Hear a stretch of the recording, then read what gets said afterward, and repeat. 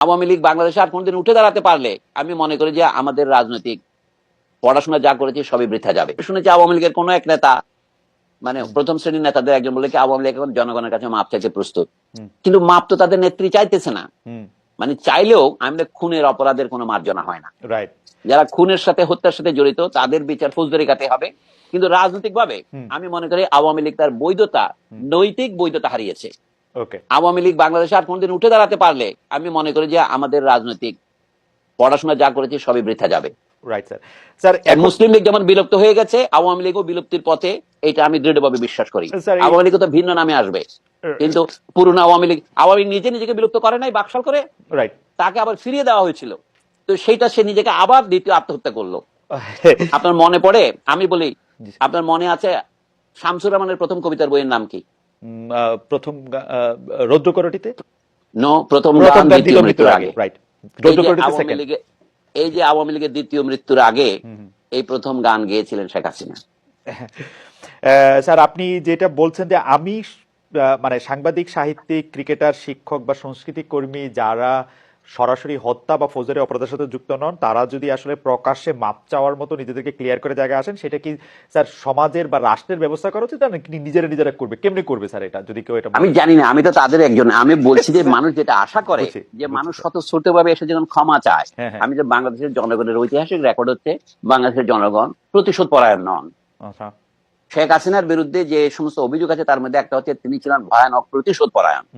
আল্লাহ মালুম সত্য কোনটা আমি জানি না, তবে আমার মনে হয় বাংলাদেশের জনগণ শেখ হাসিনার মতো প্রতিশোধ পরায়ণ নন। শেখ হাসিনার প্রধান সমস্যা হচ্ছে তিনি লেখাপড়া জানতেন না, আমি দুঃখের সাথে বলছি। মানে তিনি ছিলেন, এটা প্রমাণ কি তিনি খালেদা জিয়া ম্যাট্রিক পাশ করেছে কি করে নাই এই কথাটা এতবার বলতেন যে তিনি কিভাবে পরীক্ষা পাশ করেছেন সেই পরীক্ষা থেকে তাকে জিজ্ঞাসা করে নাই। মানে তিনি যেভাবে কথা বলতেন তাতে তার মধ্যে কোনো প্রজ্ঞা আছে এটা মনে হতো না। এটা অ্যাবসলিউটলি রাইট স্যার, কিন্তু তার আশেপাশে যারা ছিলেন বড় বড় সার্টিফিকেটধারী, কারো পিএইচডিও আছে, দুটো একটা দেড়টা, তারাও তো স্যার একই মানে তাকেই মনে করতেন, মানে মানে জানি না, মানে তাহলে ওইটা কেমনে হলো? তারা তো স্যার একটু পড়ালেখা জানতেন, শিক্ষক, সাংবাদিক, বুদ্ধিজীবী, এরা আচ্ছা ধরেন আমার তাদের কথা বাদ দে, আমার যে বন্ধুরা বলছেন বাংলাদেশে আমরা কি কারো প্রজা, আমাকে প্রজাতন্ত্র বলা হয় কেন? প্রজাত কথাটা হচ্ছে ইংরেজি পাবলিক কথাটার অনুবাদ, রিপাবলিক মানে হচ্ছে থিং অফ দি পাবলিক, মানে বলে না জনগণের মাল। আক্ষরিক রি মানে হচ্ছে ল্যাটিন কথা রেসের সংক্ষিপ্ত ফর্ম হচ্ছে আর ই রি। তো এখন সেইটা আমাদের বন্ধুরা যারা শিক্ষিত, একটা পত্রিকার সম্পাদক, বিশ্ববিদ্যালয়ের অধ্যাপক, অবসরপ্রাপ্ত অধ্যাপক, তারা যদি এটা বোঝে না তাহলে আপনি শেখ হাসিনার চারপাশে যারা ছিলেন তাদেরকে কি অভিযোগ করবেন? না ঠিকই আছে, এই তো আমাদের গরিব দেশের অধ্যাপকরাও দ্বিতীয় শ্রেণীর অধ্যাপক। প্রথম আলোর ডেইলি স্টার সম্পর্কে যদি একটু বলতেন যে তাদের। আচ্ছা আমি বলি, প্রথম আলোর আপনি একসময় কাজ করেছেন, প্রথম আলো তো আমি কিছুদিন লিখেছি, কিন্তু গত 16 বছরের প্রথম আলো আমার কোনো লেখা ছাপায় নাই। কিন্তু আমি প্রতিশোধ পরায়ণ নই। এই প্রথম আলো এই 2008 সনে আমার শেষ লেখা চেপেছিল। 16 বছর পর এই 2024-এ আমার একটা ইন্টারভিউ তারা প্রকাশ করেছে, আমার কোনো খবরই ছাপতো না। কিন্তু তারপরেও আমি মনে করি প্রথম আলো হচ্ছে আমাদের দেশের যত পত্রিকা আছে একটা ইনস্টিটিউশন হয়ে দাঁড়িয়েছে। তার বিরুদ্ধে যারা আক্রমণ করছে এটা আমি সমর্থন করি না।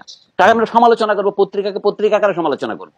সে যে সমস্ত ভুল করেছে সে তো নিজে আত্মসমর্পণ করে বলেছে সেগুলো। তারা গত সামরিক সরকারের সময় দুই নেত্রীকে সরে যেতেই হবে ইত্যাদি লিখেছিলেন, পরে তিনি তার ভুল উপলব্ধি করেছেন। এখনো প্রথম আলো একদম নিখাদ আমি এটা বলছি না, তার মধ্যে অনেক খাদ আছে, কিন্তু একটা পত্রিকাকে মানে আক্রমণ করার জন্য তার সামনে গিয়ে গরু জবাই করতে হবে, এটা আমার মনে হয় সঠিক পন্থা নয়। গরু জিনিসটার একটা ঐতিহাসিক প্রতীকী চরিত্র আছে উপমহাদেশে। ভারতে কোনো মানুষ গরু কোরবানি করলে অথবা গরুর মাংস ট্রেনে পাওয়া গেলে তাকে পিটিয়ে মারা হচ্ছে, এই কাহিনীগুলো খবর হয় নাই? এই সাম্প্রদায়িকতা উস্কানি দেওয়ার মতো একটা প্রতীকী ঘটনা কেন আমরা ঢাকায় ঘটাবো?